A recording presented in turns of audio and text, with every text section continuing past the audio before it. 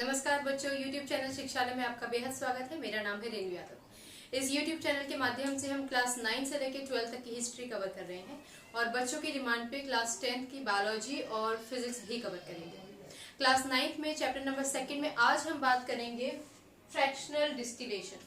बच्चों, fractional distillation से पहले हम कुछ टर्म्स को रिवाइज कर लेते हैं। पहला टर्म हेट्रोजेनस और दूसरा होमोजेनस। हेट्रोजेनस का मतलब वो जहां पे मिक्सचर के कंपोनेंट्स आपस में पूरी तरीके से मिलते नहीं है और हमें पता चल जाता है कि कौन सा कंपोनेंट क्या है। जैसे कि अगर आपने सैंड को सॉल्ट में मिक्स कर दिया तब हमें पता चल जाएगा, और अगर आप लिक्विड्स की बात करें तो अगर हमने ऑयल को वाटर में मिक्स कर दिया है तब भी आपको साफ पता चलेगा कि ऑयल और लिक्विड कहाँ कहाँ है, जैसे कि हमने पिछले समय एक डेमोन्स्ट्रेशन के जरिए आपको समझाया था। जहां पर हम बात करते हैं हेट्रोजेनस मिक्सचर की, हेट्रोजेनस मिक्सचर अगर लिक्विड फॉर्म में हो तो हेट्रोजेनस सॉल्यूशन बोलेंगे। हेट्रोजेनस सॉल्यूशन जो होता है वो आपका इमिसिबल होता है। इमिसिबल का मतलब आप समझते होंगे जो एक दूसरे में घुल ना जाए, जैसे कि ऑयल इन वाटर। इसको सेपरेट करने के लिए हमने सेपरेटिंग फनल का इस्तेमाल किया था। ठीक है। होमोजेनस मिक्सचर आप समझते ही होंगे, जहां पर दो कंपोनेंट्स आपस में इस तरह से मिल जाए कि आपको पता ही ना चले कि सॉल्यूट कौन सा है और सॉल्वेंट कौन सा है। जैसे कि अगर आप एक गिलास पानी में नमक मिला देते हैं तो आपको मालूम नहीं चलेगा कि सॉल्यूट कहाँ और सॉल्वेंट कहाँ। वो सॉल्यूशन देखने में बिल्कुल ट्रांसपेरेंट लगेगा। क्लियर? वो होमोजेनस होता है। अगर मैं पानी में एसीटोन मिला दूं या फिर अल्कोहल मिला दूं तब भी जो पूरा का पूरा मिक्सचर है वो हमारा होमोजेनस मिक्सचर ही होगा। होमोजेनस मिक्सचर आपका मिसिबल भी होता है। मिसिबल का मतलब जहां पर दो कंपोनेंट्स आपको एक दूसरे में बिल्कुल घुलने के बाद पता ही ना चले कि कौन सा सॉल्यूट है और कौन सा सॉल्वेंट है। इमिसिबल लिक्विड के सेपरेशन के लिए मैंने अभी आपको बताया, हमने सेपरेटिंग फनल का इस्तेमाल किया था। आज हम बात करेंगे कि मिसिबल सॉल्यूशंस के कंपोनेंट्स को कैसे सेपरेट करते हैं। मिसिबल लिक्विड्स के सॉल्यूशन, मिसिबल सॉल्यूशन को, ठीक है, हम डिस्टिलेशन से सेपरेट करते हैं। डिस्टिलेशन दो तरीके के होते हैं, एक सिंपल डिस्टिलेशन और एक फ्रैक्शनल डिस्टिलेशन। सबसे पहले हम बात करेंगे फ्रैक्शनल डिस्टिलेशन की। बच्चों, एक बात याद रखिए, फ्रैक्शनल डिस्टिलेशन उन सॉल्यूशंस के केस में होता है जहां पर जो मिक्स किए गए कंपोनेंट्स हैं उनके बीच के बॉइलिंग पॉइंट का डिफरेंस 25 केल्विन से कम होता है। मैं दोबारा से रिपीट कर देती हूँ। डिस्टिलेशन सिंपल डिस्टिलेशन और फ्रैक्शनल डिस्टिलेशन में कैटेगराइज होता है। जब हम फ्रैक्शनल डिस्टिलेशन की बात करते हैं तो फ्रैक्शनल डिस्टिलेशन में जो आप लेबोरेटरी में भी करोगे उनमें जो दो कंपोनेंट्स मिलकर एक सॉल्यूशन का फॉर्म ले चुके हैं उन कंपोनेंट्स के बॉइलिंग पॉइंट का डिफरेंस 25 केल्विन से कम होना चाहिए। क्लियर? अब फ्रैक्शनल डिस्टिलेशन का सेटअप समझ लेते हैं, फिर इस पूरे के पूरे सेटअप के बाद क्या प्रोसीजर है उसका डिस्कशन करते हैं। बच्चों, इस पूरे के पूरे सेटअप में आपके पास एक स्टैंड है। अब आप समझ रहे होंगे, इसके ऊपर वायर गॉज रखा हुआ है। ये हमारा बर्नर है। ये है आपका राउंड बॉटम फ्लास्क। आप केमिस्ट्री लैब में जाएंगे तो आपके पास राउंड बॉटम फ्लास्क आपको मिलेगा जो नीचे से पूरा राउंड होता है।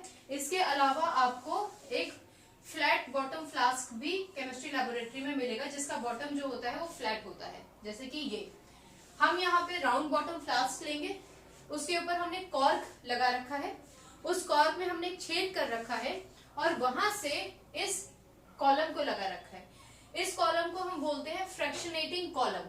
Fractionating column. इस कॉलम के अंदर ये जो छोटे छोटे बॉल्स है ना, ये हमारे ग्लास बीड्स हैं। ग्लास बीड्स, बीड्स तो आप जानते होंगे, छोटे छोटे दाने, तो ये ग्लास के बने हुए बीड्स हैं। क्लियर? इसके ऊपर हम लोगों ने कॉर्क लगाया है और उसमें छेद करके हमने वहां पर थर्मोमीटर फिक्स कर रखा है जिससे हम टेम्परेचर में कितना इंक्रीज हुआ है कितना डिक्रीज हुआ है वो पूरा नोट कर सके। ओके बच्चों, इस पूरे सेटअप को हमने एक स्टैंड में क्लैंप के जरिए अच्छे से फिक्स कर रखा है। फ्रैक्शनेटिंग टावर में से एक ग्लास ट्यूब जा रहा है, वो ग्लास ट्यूब की ओपनिंग एक फ्लास्क में ओपन हो रही है। क्लियर? बीच में हम लोगों ने ये वाटर कंडेंसर लगा रखा है। वाटर कंडेंसर, कंडेंसर कंडेंस शब्द से मिलकर बना है और कंडेंस का मतलब होता है ठंडा करना। इसका मतलब ये एक ऐसा सेटअप है जो यहाँ से निकलने वाली स्टीम को ठंडा करेगा। क्लियर? अब यहाँ तक स्टीम कैसे आएगी, क्या होगा, वो डिस्कस करते हैं हम। बच्चों, इस राउंड बॉटम फ्लास्क जिसको इस समय क्योंकि ये पूरा डिस्टिलेशन का सेटअप है। इस समय हम इसको डिस्टिलेशन डिस्टिलेशन फ्लास्क के नाम से जानेंगे। क्या है ये? Distillation flask. आप इसको राउंड बॉटम फ्लास्क भी बुला सकते हो। इसमें हमने मिक्सचर डाल रखा है। इसका जो मिक्सचर है उसमें हमने अल्कोहल प्लस वाटर मिला रखा है। अल्कोहल का इथेनॉल उसको बोलते हैं, इथेनॉल बी बोलते हैं। अल्कोहल का जो बॉइलिंग पॉइंट है डिग्रीज में अगर आप देखें तो 78.37 डिग्री है, और अगर आप उसको केल्विन में बोले तो 351.15 केल्विन है। जहां पानी का जो टोटल बॉइलिंग पॉइंट होता है वो 100 डिग्री सी होता है, और केल्विन में अगर आप देखो तो 373 केल्विन हो गया। बच्चों अगर आप इसके केल्विन के टेम्परेचर को ही देख लेते हैं तो इन दोनों के बीच में जो बॉइलिंग पॉइंट के टेम्परेचर का डिफरेंस है वो 25 से कम है, इसीलिए हम इसको फ्रैक्शनल डिस्टिलेशन करेंगे। ओके बच्चों, तो हम लोगों ने ये मिक्सचर ले लिया है। इसके बाद हम बर्नर को ऑन कर देंगे, ये हीट होने लगेगा। हीट होने के साथ साथ इसके अंदर का जो भी कंपोनेंट है वो वेपोराइज होने लगेगा। ओके बच्चों, क्योंकि इथेनॉल का जो बॉइलिंग पॉइंट है वो 351 है, यानी कि पानी के बॉइलिंग पॉइंट से कम है, तो जाहिर है इथेनॉल के जो वेपर्स होंगे वो जल्दी बनने लग जाएंगे। ओके, अब क्योंकि यहाँ पर कोई स्पेस तो है नहीं एस्केप करने के लिए, तो ये क्या करेंगे, इस फ्रैक्शनेटिंग कॉलम में इवापोरेट होकर जाने लग जाएंगे।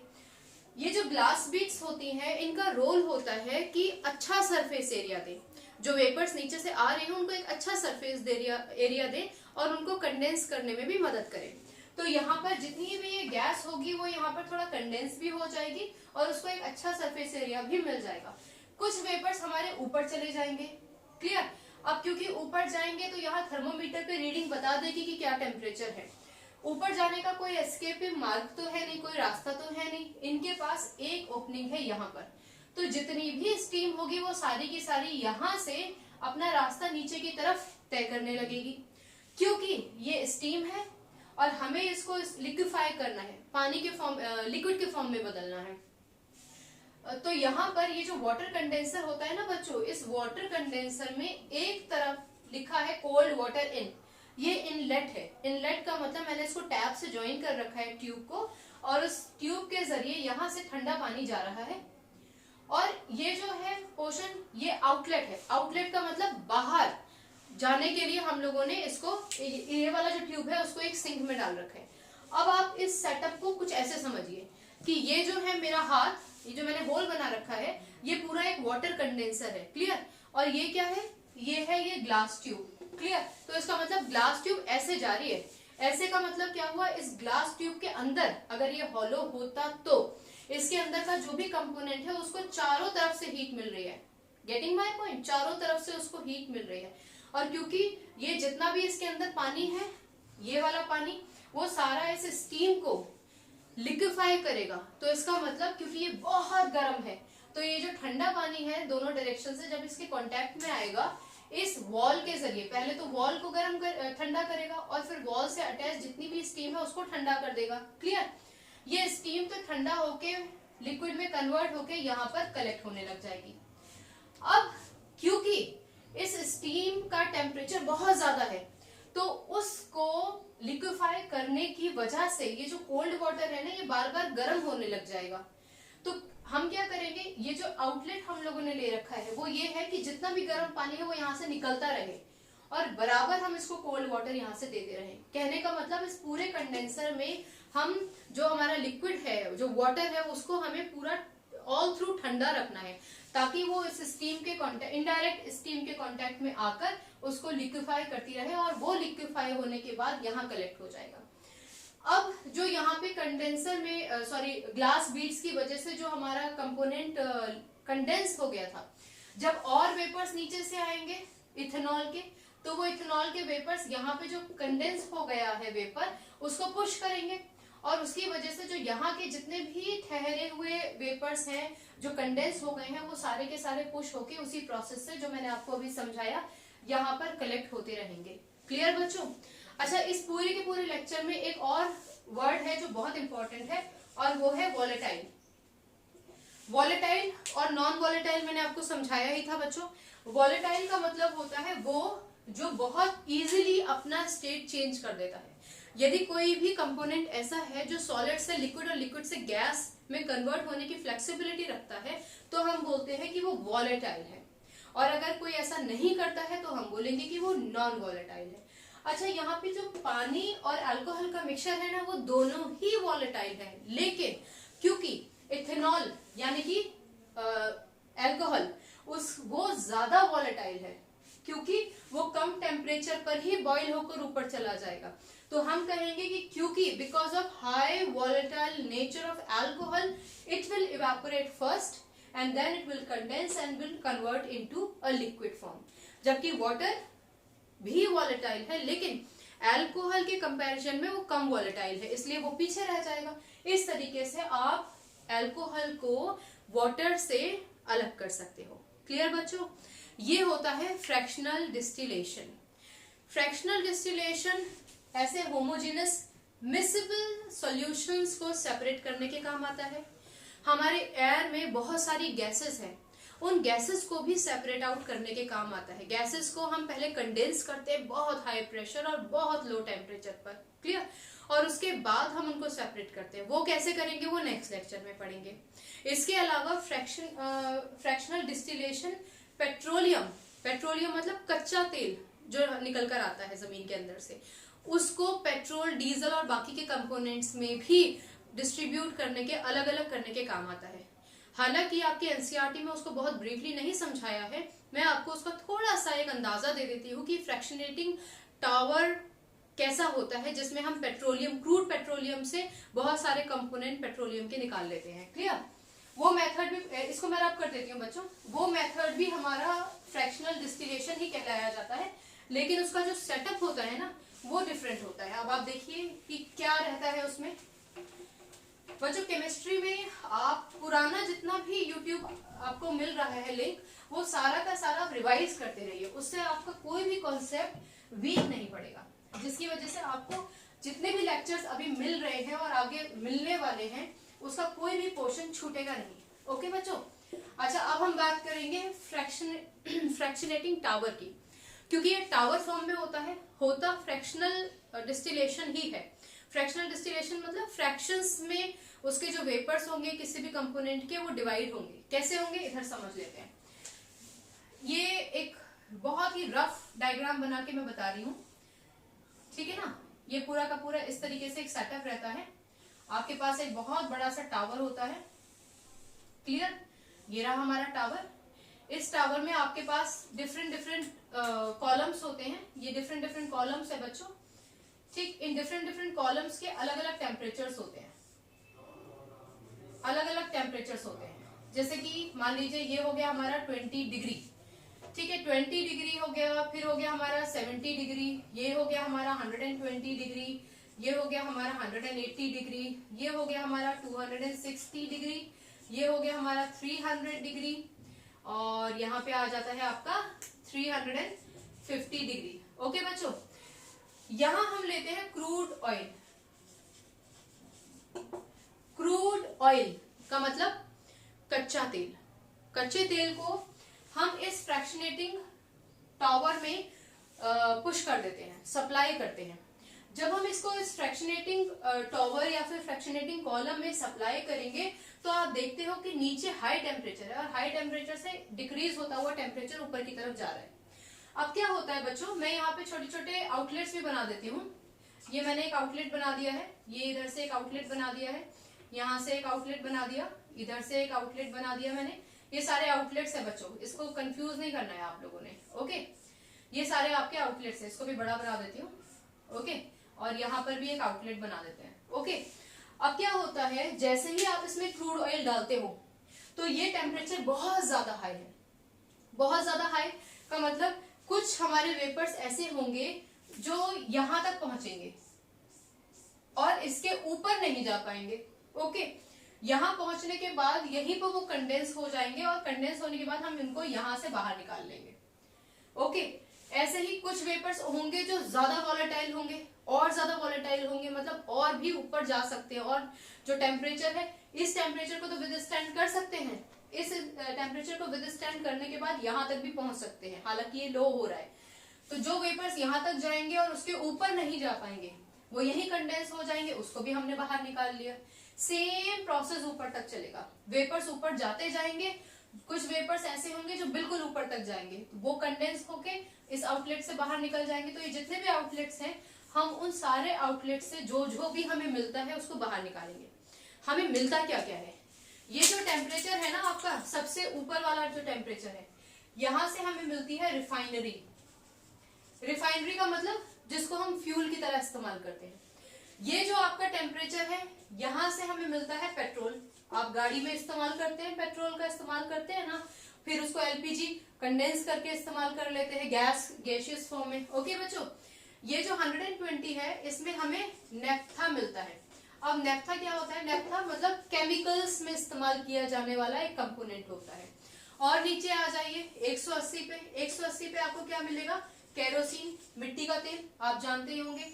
नीचे आ जाइए 260 पे आपको मिल जाएगा डीजल। क्लियर?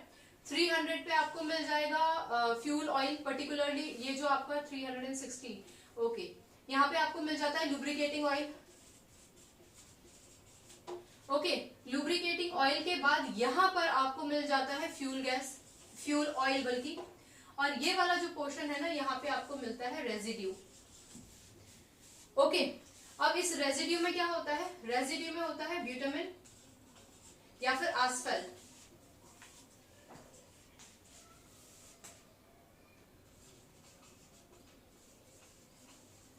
ओके, तो हम लोगों ने किया क्या यहाँ पे? हमने तो क्रूड ऑयल, कच्चा तेल पंप किया था।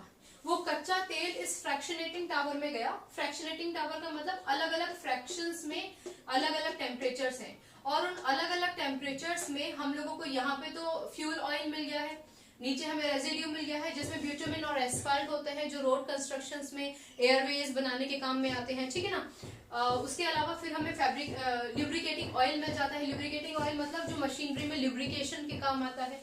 Diesel, kerosene, naphtha, petrol, refinery के फ्यूल्स, ये सारी चीजें हमें एक ही टावर में डिफरेंट डिफरेंट टेम्परेचर्स पर मिल जाती हैं।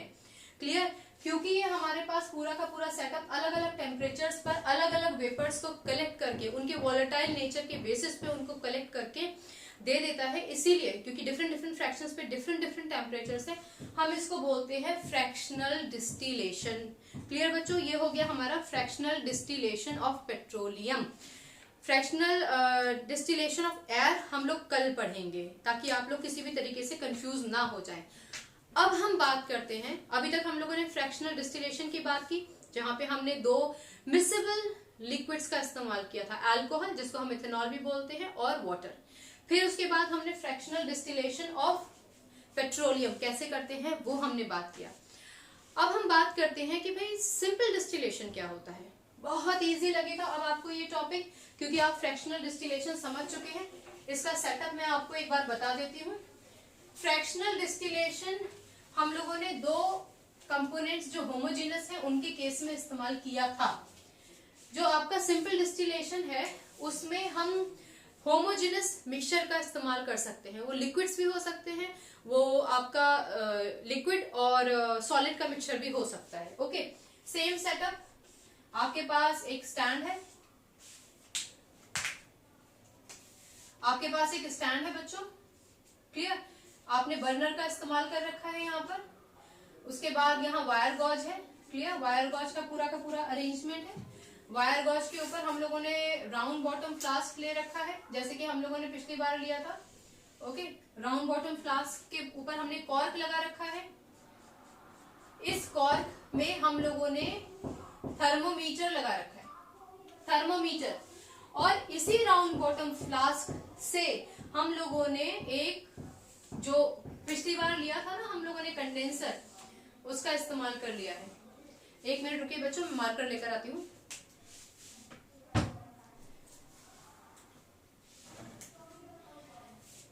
आपको ध्यान है ना, इसके आसपास हम लोगों का वाटर कंडेंसर था। ठीक है ना? ये वाटर कंडेंसर हमने इस्तेमाल किया है, और ये रहा हमारा फ्लास्क। ओके, सब कुछ वैसा ही है। यहां से इन, यहां से वाटर आउटलेट, और इस पूरे के पूरे कंपोनेंट को, पूरे सेटअप को हम लोगों ने क्लैंप से पकड़ के रखा है। सेटअप करके रखा है। आई होप आप लोगों को नजर आ रहा होगा बच्चों। सिंपल है, जो फ्रैक्शनेटिंग टावर है ना, वो फ्रैक्शनेटिंग टावर हमने हटा दिया है, फ्रैक्शनेटिंग कॉलम हमने हटा दिया है। कुछ डायग्राम्स में आपको वो कॉलम नजर आएगा, लेकिन उसमें ग्लास बीट्स नहीं पड़ी होंगी, तो उससे परेशान नहीं होना है आपको। वो एक सिंपल कॉलम है, दैट्स ऑल। ओके, अब हम लोग क्या करेंगे, यहाँ पे हम लोगों ने मिक्सचर ले रखा है। ठीक, इस बार हम किसका मिक्सचर लेंगे, इस बार हम लेंगे यहाँ पर एसीटोन।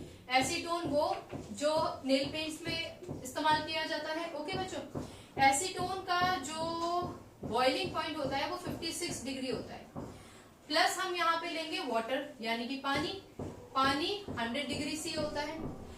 इसको हम वही बोलेंगे जो पहले बोलते थे, डिस्टिलेशन फ्लास्क या फिर राउंड बॉटम फ्लास्क। क्लियर बच्चों, ये सब आप जानते ही हो। ये कॉर्क है, ये आपका थर्मोमीटर है। ओके, ये आपका वाटर कंडेंसर है, वाटर कंडेंसर। ओके, ये हो गया आपका वाटर आउटलेट, और ये हो गया आपका cool water, cool water. Okay, cool water. और ये हो गया हमारा एक फ्लास्क। यहाँ पे आप बीकर भी रख सकते हो, कोई दिक्कत नहीं है। ठीक, अब क्या होता है, इसका जो मिक्सचर होता है, जब हम इसको हीट करेंगे तो आप खुद देखिए, एसीटोन जो है वो 56 डिग्री सी पर है, उसका बॉइलिंग पॉइंट 56 डिग्री सी है, जबकि वाटर का बॉइलिंग पॉइंट 100 डिग्री सी है। तो जाहिर सी बात है एसीटोन पहले इवेपोरेट हो जाएगा, क्योंकि वो ज्यादा वॉलेटाइल होगा। ओके, अब जब ये इवेपोरेट होना शुरू होगा तो इसको एस्केप करने को तो जगह मिल नहीं रही है, थर्मोमीटर पे रीडिंग भी शो हो जाएगी। ये इस ग्लास ट्यूब के जरिए यहाँ से जाएगा। आप जानते हैं कि ये ग्लास ट्यूब का जो पैसेज है वो एक वाटर कंडेंसर में ऑलरेडी एनवलप्ड है, तो वाटर कंडेंसर का जितना भी पानी होता है वो इसके अंदर के स्टीम को लिक्विफाई कर देगा। ठीक है, और जितना भी एसीटोन है वो सारा का सारा लिक्विफाई होकर यहाँ पे कलेक्ट हो जाएगा। पीछे क्या बचेगा, वाटर। तो सिंपल डिस्टिलेशन और फ्रैक्शनल डिस्टिलेशन में फर्क क्या हुआ? एक तो ये कि फ्रैक्शनल डिस्टिलेशन हम उन केसेस में करते हैं जहां पर जो दो कंपोनेंट्स हैं उनके बीच के बॉइलिंग पॉइंट का डिफरेंस 25 केल्विन से कम होता है। ठीक है, जहां पर आपके पास बॉइलिंग टेम्परेचर का कोई बार नहीं होता है, कोई ऐसा नहीं कि कोई उसका डिमार्केशन या पर्टिकुलर आपने टेम्परेचर रख रखा हो, वहां पर आप सिंपल डिस्टिलेशन कर सकते हो। ओके बच्चों, अच्छा मैंने आपको बोला कि मिक्सेबल लिक्विड्स के केस में भी फ्रैक्शनल डिस्टिलेशन हो सकता है, और अगर मान लीजिए हमने किसी लिक्विड में सॉलिड डाला है तब भी फ्रैक्शनल डिस्टिलेशन हो सकता है। यानी कि अगर मैं इसमें एसीटोन और पानी ना मिलाकर सॉल्ट और वाटर मिलाती, ठीक है बच्चों, अगर मैं सॉल्ट और वाटर मिलाती तो क्योंकि वाटर ज्यादा वॉलेटाइल है, ओके, इनफैक्ट सॉल्ट तो वेपराइज ही नहीं होगा, वाटर जो होगा वो वेपराइज हो जाएगा, तो वाटर ही बल्कि यहाँ पर वॉलेटाइल है, सॉल्ट नहीं है। तो pertaining to its volatile nature जितना भी पानी है वो इवेपोरेट होगा और उसी प्रोसेस से कंडेंस होकर यहाँ पर कलेक्ट हो जाएगा। ये कहलाया जाता है हमारा सिंपल डिस्टिलेशन। याद रखिएगा, ये लिक्विड लिक्विड सोल्यूशन के केस में और सॉलिड लिक्विड सोल्यूशन के केस में दोनों में इस्तेमाल किया जा सकता है। ओके बच्चों, आज हम लोगों ने फ्रैक्शनल डिस्टिलेशन, सिंपल डिस्टिलेशन और फ्रैक्शनल डिस्टिलेशन ऑफ पेट्रोलियम हम कैसे करते हैं ये हमने सारा का सारा डिस्कशन किया है। यदि आपको पूरे लेक्चर में अब तक और बाकी के जितने भी लिंक्स मैंने आपको प्रोवाइड कराए हैं, किसी भी लेक्चर में कोई डाउट होता है बेहिचक पूछिए। क्लियर बच्चों, अगर आपको ये लेक्चर समझ में आ रहे हैं तो आप इसको चैनल को सब्सक्राइब कर लीजिए, ताकि जितने भी नोटिफिकेशंस आपके पास नए चैनल्स के हो वो फौरन आपको, नए लिंक के हो वो फौरन आपको मिल जाए। ठीक है बच्चों, अपना ख्याल रखिए। Chemistry is a beautiful subject, start loving it, you will definitely love it. Take a good care of yours, God bless you, bye bye.